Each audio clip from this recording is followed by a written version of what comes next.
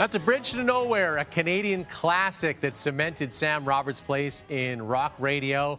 That's off the band's second album, Chemical City, released 20 years ago this spring. And Sam Roberts' band will be here to mark the occasion. And Sam himself is with us this morning. Sam, thanks so much for joining us. Chemical City was such a big one for you guys. What's it like to revisit that album and those songs?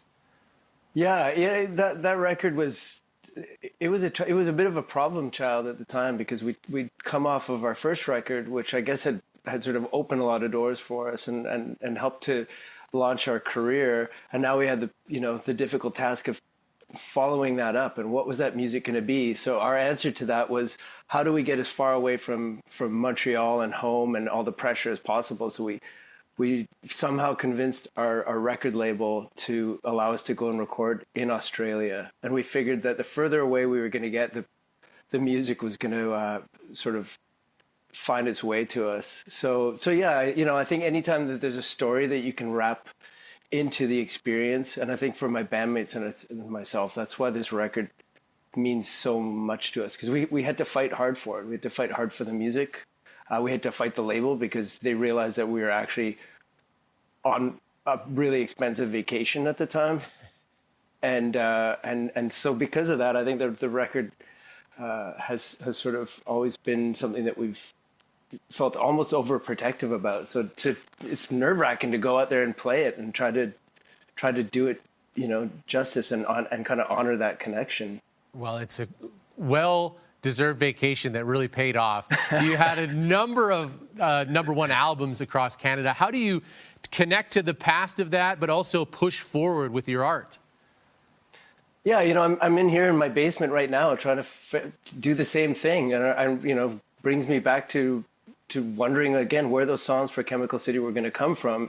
And sometimes you do have to sort of shake it up. In that case, it was sort of letting go of, again, all the things that had happened to us over the previous few years, the sort of the launching of our career, and try to find a path forward. And I'm still sort of engaged in that same pursuit to this day.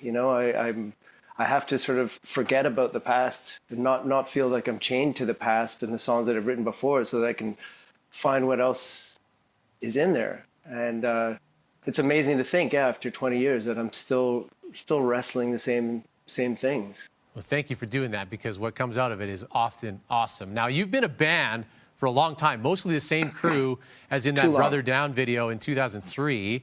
How do you coexist in that same life raft for all these years? A life raft is actually a really good analogy, I think.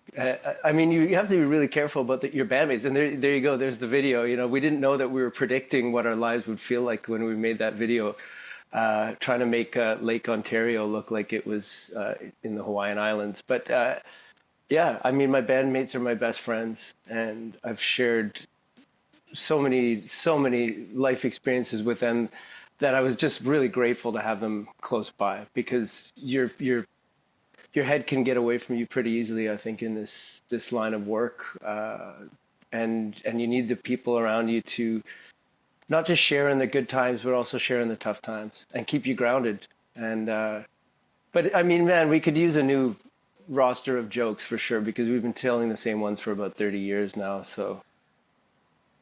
Well, you can keep working on that along with the other songs in your studio.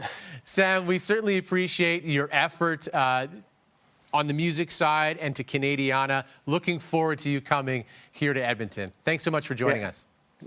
Edmonton's a great rock and roll city, and we can't wait to celebrate this record with all of you.